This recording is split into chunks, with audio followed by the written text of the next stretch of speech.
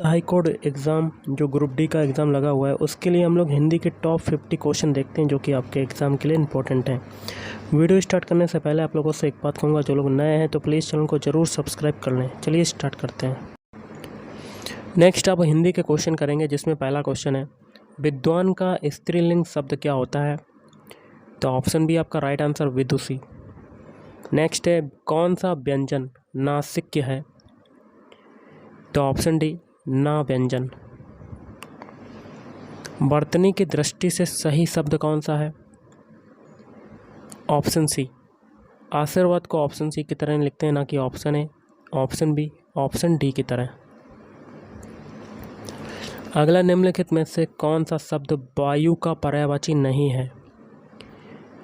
तो option B. बाकी के तीन हैं, जैसे कि अनिल, मारुत और बात। अगला है, हर्ष का विलोम क्या होता है? हर्ष का विलोम शब्द होता है ऑप्शन ए विषाद। नेक्स्ट है, जो तीनों काल देखता हो उसको क्या कहते हैं? उसको कहते हैं ऑप्शन बी त्रिकालदर्शी। नेक्स्ट है, ढेर सारा मक्खन किस विशेषण का उदाहरण है? तो ऑप्शन डी अनिश्चित परिमाणवाचक। अगला, किसी शब्द के पूर्व लगाकर उस शब्द का अर्थ बदल देते हैं या उसमें विशेषता उत्पन्न कर देते हैं, तो वो क्या कहलाते हैं? ऑप्शन ए उपसर्ग कहलाते हैं। क्या कहलाते हैं? उपसर्ग। अगला है, किसी गुण, दशा, स्वभाव या कार्य का बोध कराने वाले शब्द क्या कहलाते हैं? तो ऑप्शन सी भाववाचक संज्ञा। अगला है, अनुराग के फल खरीदे में कौन सी क्रिया है? ऑप्शन बी सकर्मक क्रिया। अगला, निम्नलिखित में से एक लोकोक्ति की विशेषता है? तो ऑप्शन डी में आपका राइट आंसर, इसका प्रयोग प्रायः अनियोक्ति अथवा अप्रस्तुत व्यंजना के लिए होता है। अगला, हथेली पर सरसों उगाना मुहावरे का अर्थ क्या होगा? ऑप्शन बी असंभव कार्य करना। अगला, निम्नलिखित में से ह्रस्व स्वर कौन सा है? तो इस क्वेश्चन का राइट आंसर बनेगा ऑप्शन डी औ। अगला, निम्नलिखित में से संयुक्त स्वर है? Option D E. निर्देश है प्रश्न संख्या 65 और 66 के लिए। प्रत्येक शब्द समूह में 4 शब्द दिए गए हैं। इनमें से 3 के अर्थ समान है और एक शब्द बेमेल है। बेमेल शब्द का चयन करें।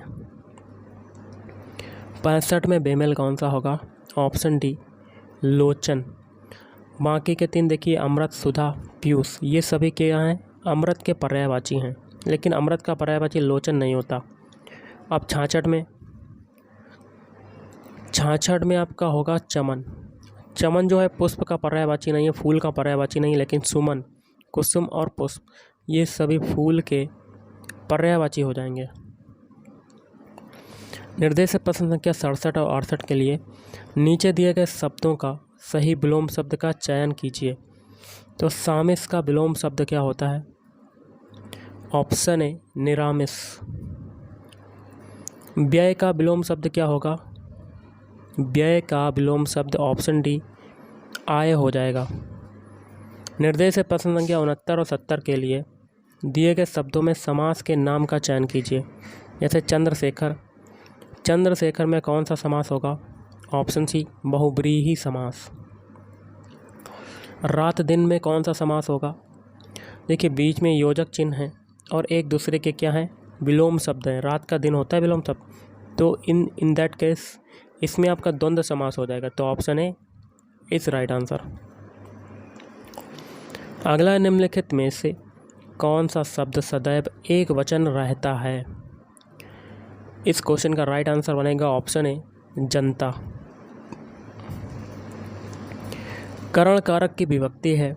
करण कारक की विभक्ति होती है ऑप्शन बी से के द्वारा। अगला सही शब्द है। इसमें से सही शब्द क्या होगा? ऑप्शन बी सिंह। अगला है, जलवायु में कौन सा समास है? जलवायु में समास हो जाएगा ऑप्शन ए द्वंद्व समास। अगला है, कोई कुछ कहे हमें क्या में सर्वनाम क्या है? तो ऑप्शन है अनिश्चयवाचक सर्वनाम। निर्देश है प्रश्न संख्या 76 और 77 के लिए। प्रश्नों में प्रत्येक वर्ग में दिए गए 4 विकल्पों में से शुद्ध वाक्य चुनिए। तो इसमें से देखिए 3 नगरों का नाम बताइए, गलत। 3 नगर के नाम बताइए, ये भी आपका गलत वाक्य है। लेकिन सी देखिए 3 नगरों के नाम बताइए, ये वाला वाक्य आपका सही हो जाएगा, बाकी के 3 आपके कट हो जाएंगे। अब 77 है, इसमें से देखिए पहला है मुझसे यह काम होना संभव नहीं है, ये वाक्य शुद्ध हो जाएगा। वी है मुझसे यह काम हो सकना संभव नहीं होगा, ये गलत। मुझसे यह काम हो सकना संभव नहीं प्रतीत होगा, ये भी गलत। और मुझसे यह काम हो सकना संभव नहीं होगा, ये भी गलत। निर्देश है प्रश्न संख्या 78 और 79 के लिए। निम्नलिखित विकल्पों में से संधि विच्छेद, सही संधि विच्छेद चुनिए। सच्चिदानंद का संधि विच्छेद क्या होता है? तो ऑप्शन है सत धन चित धन आनंद। यशोदा का संधि विच्छेद क्या होगा? तो ऑप्शन सी यशहा धन दा। निर्देश है प्रश्न संख्या 80 से 81 के लिए। निम्नलिखित शब्दों के पर्यायवाची चुनिए। मछली का पर्यायवाची क्या होता है? ऑप्शन डी आपका राइट आंसर बनेगा, मीन होता है। अगला है पति का पर्यायवाची क्या हो जाएगा? पति का पर्यायवाची होता है ऑप्शन बी आर्य।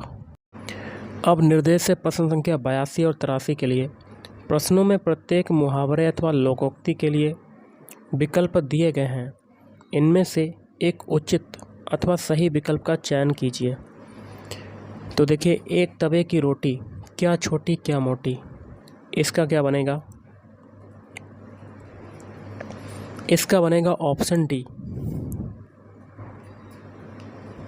सब लगभग एक समान होना। अगला है ऊंट को निगल लिया और दुम को हिचके, इसका क्या मतलब होगा?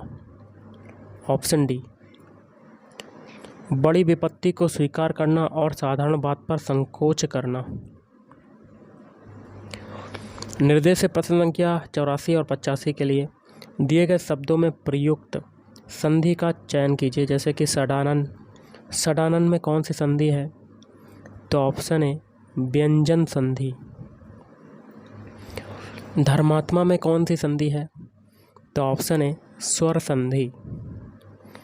निर्देश है प्रश्न संख्या 86 और 87 के लिए। नीचे दिए गए वाक्यांशों के लिए सही शब्द का चयन करें। जिस बीमारी का ठीक होना संभव ना हो उसको क्या कहेंगे? ऑप्शन है असाध्य। जिस पर विजय प्राप्त कर ली गई हो उसको क्या कहेंगे? उसको कहेंगे ऑप्शन सी विजित। अब निर्देश है प्रश्न संख्या 88 और 89 के लिए। दिए गए वाक्यों में रेखांकित शब्दों की शुद्ध वर्तनी का चयन कीजिए। पूजनीय पिताजी को सादर प्रणाम, तो पूजनीय को शुद्ध रूप में कैसे लिखते हैं? तो ऑप्शन ए पूजनीय ऐसे लिखा जाता है, ना कि option B, option C, option D की तरह। अगला है रूप रस गंध आदि के अनुभव के लिए मनुष्य के पास ज्ञानेंद्रियां हैं। ज्ञानेंद्रियों का सही रूप क्या होगा? तो ऑप्शन बी की तरह लिखते हैं ज्ञानेंद्रियां, ना कि option A, option C, option D की तरह। यथाशक्ति में कौन सा समास है? ऑप्शन बी अव्ययी भाव समास। इनमें एक शब्द घोड़े का पर्यायवाची शब्द नहीं है, तो ऑप्शन ए अस्म। बाकी के 3 सैंधव, घोटक और तुरंग। निम्नलिखित में से कौन सा शब्द सिंह का पर्यायवाची है? तो ऑप्शन सी पंचानन। अगला जिस समास के दोनों ही पद प्रधान हो उसे कहते हैं, क्या कहते हैं? ऑप्शन बी द्वंद्व समास। शब्द गर्मजोशी का समानार्थी शब्द चुनिए। तो ऑप्शन सी गुस्सा। सही संधि विच्छेद का चयन कीजिए। तो ऑप्शन देखिए तन धन भय, ये गलत। तम धन है, ये भी गलत। तत् धन मय, ये आपका सही हो जाएगा। निम्न में तत्सम शब्द का चयन कीजिए। तत्सम मतलब संस्कृत का शब्द, तो ऑप्शन डी निष्कृष्ट, निकृष्ट। अगला है कृष्ण का पर्यायवाची शब्द चुनिए। तो केशव होता है। गीतांजलि किसकी रचना है? तो ऑप्शन सी रविन्द्रनाथ टैगोर की। गोदान किसकी रचना है? गोदान की बात करें तो ये रचना हो जाएगी ऑप्शन ए प्रेमचंद्र की।